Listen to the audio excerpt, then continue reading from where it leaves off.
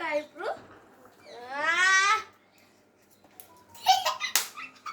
అరే నీ బుద్ధికి ఒక పెళ్ళిరా అరే ఇక్కడ ఏం రా పేలతో అంత దూరం వేస్తే పేలం.